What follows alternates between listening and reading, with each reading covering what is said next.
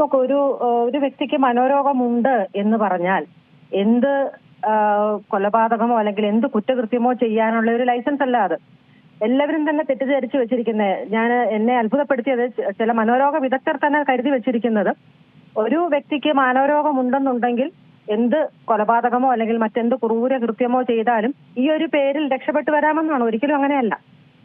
ഈ കൃത്യം ചെയ്യുന്ന സമയത്ത് അവർക്ക് അതിനെക്കുറിച്ചുള്ള ഇൻസൈറ്റ് എത്രമാത്രം ഉണ്ട് എന്നാണ് കണക്കാക്കേണ്ടിയിരിക്കുന്നത്. അതായത് അവർക്ക് താൻ ചെയ്തത് തെറ്റാണെന്നും ഇതിന് ശിക്ഷ ലഭിക്കാൻ സാധ്യതയുള്ളതാണെന്നും നമ്മുടെ ഇന്ത്യൻ ശിക്ഷാ നിയമം അനുസരിച്ച് നമുക്ക് ശിക്ഷാവിധി ഉണ്ടാകും എന്ന തരത്തിലുള്ള ഒരു ഉത്ബോധമുള്ള ഒരാളാണെന്നുണ്ടെങ്കിൽ, എത്ര വലിയ മനോരോഗിയാണെന്നുണ്ടെങ്കിലും ആ തരത്തിലുള്ള കുറ്റകൃത്യത്തിന് ശിക്ഷ ഏറ്റേ മതിയാവും. ഒന്ന്. രണ്ടാമത്തെ കാര്യം എന്ന് പറയുന്നത്, ഈ കൃത്യം നടക്കുന്ന സമയത്ത് ഈ ആളിന് മനോരോഗമുണ്ട് എന്ന് തെളിയിച്ചെടുക്കണം. ഈ കൃത്യം നടക്കുന്ന സമയത്ത് സാധാരണഗതിയിൽ ഒരു വ്യക്തിയെ ആരും അസസ് ചെയ്തിട്ടില്ലെന്നുണ്ടെങ്കിൽ, മനോരോഗ വിദഗ്ധരാരും തന്നെ ഈ വ്യക്തിയെ അസസ് ചെയ്ത് ഇദ്ദേഹത്തിന് മനോരോഗം ഉണ്ടോ ഇല്ലയോ എന്ന് സ്ഥിരീകരിച്ചിട്ടില്ലെന്നുണ്ടെങ്കിൽ, ശരിക്കും പറഞ്ഞാൽ ആർക്കും അതിനെ ആധികാരികമായിട്ട് പറയാൻ പറ്റത്തില്ല ആ സമയത്ത് മനോരോഗം ഉണ്ടായിരുന്നു എന്നുള്ളത്. കുറ്റകൃത്യം നടന്ന് കുറെ ദിവസങ്ങൾക്ക് ശേഷം ഉള്ള ഒരു ഇവാലുവേഷൻ ആണെന്നുണ്ടെങ്കിൽ നമുക്ക് റെട്രോസ്പെക്റ്റീവ്ലി അന്ന് ഒരുപക്ഷെ ഉണ്ടായിരിക്കാൻ ആധികാരികമായിട്ട് പറയാൻ പറ്റത്തില്ല. കാരണം ഇപ്പോൾ ഞാൻ ഒരാളെ ഇവാലുവേറ്റ് ചെയ്താൽ എനിക്ക് ഇപ്പോൾ പറയാൻ പറ്റും ആ ആളിനുണ്ടോ ഇല്ലയോ എന്ന്. അല്ലെങ്കിൽ ഇതിനു മുമ്പേ രേഖ ഉണ്ടായിരിക്കണം, വ്യക്തമായ ഡോക്യുമെന്റ്സ് ഉണ്ടായിരിക്കണം.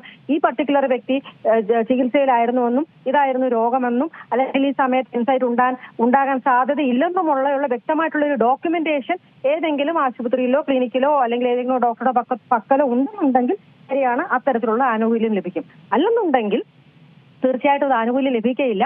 കാരണം ഇങ്ങനത്തെ മിസ്കൺസെപ്ഷൻസ് ഉള്ളത് കൊണ്ട് പലപ്പോഴും യഥാർത്ഥത്തിൽ മനോരോഗമുള്ളവർക്ക് പോലും ചികിത്സ നിഷേധിക്കുന്ന ഒരു സാഹചര്യം കൂടെ ഉണ്ടായിട്ടുണ്ട്. കാരണം മനോരോഗമുണ്ട് എന്ന് സമ്മതിക്കാതെ, കാരണം അവർക്ക് കുറ്റകൃത്യം ചെയ്തതുകൊണ്ട് ശിക്ഷയ്ക്ക് യോഗ്യനാണ്, അതുകൊണ്ട് ഈ ഒരു ഗ്രൗണ്ടിൽ രക്ഷപ്പെട്ടു പോകരുത് എന്നുള്ളൊരു ധാരണ കൊണ്ട് യഥാർത്ഥത്തിൽ മനോരോഗമുള്ളവർക്ക് പോലും അത് ഐഡന്റിഫൈ ചെയ്താൽ പോലും അത് മറച്ചു വെക്കാനുള്ള ഒരു വ്യഗ്രതയും കൂടെ വരും ഉദ്യോഗസ്ഥരുടെ ഭാഗത്തു നിന്ന്. അതുകൊണ്ട് ഈ ഒരു കേസ് തന്നെ ഏറ്റവും വലിയൊരു ഉദാഹരണമാണ്. തെറ്റ് ചെയ്താൽ അത് മനോരോഗം ഉണ്ടെങ്കിൽ പോലും ആ എല്ലാ സാഹചര്യങ്ങളിലും ആ ആളിന് ശിക്ഷയിൽ നിന്നും രക്ഷപ്പെട്ട് പോകാനായിട്ട് സാധ്യമല്ല.